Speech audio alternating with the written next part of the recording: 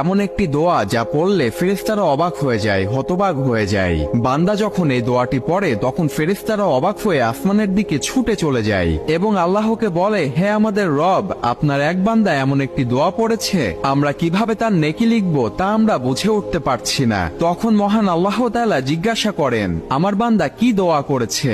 যদিও আল্লাহ তাআলা এ সম্পর্কে আগে থেকেই জানেন, তবুও তার ফেরেশতাদেরকে জিজ্ঞাসা করেন। তখন ফেরেশতারা বান্দার সেই দোয়া সম্পর্কে বলে। তখন আল্লাহ তাআলা বলেন, আমার বান্দা যেই দোয়াটি করেছে তোমরা শুধু সেইটাই লিখে রেখো, তোমাদের নেকি লিখার দরকার নেই, কেননা এর পুরস্কার আমি আমার বান্দার সাথে পরকালে সাক্ষাৎ করে নিজেই দান করব।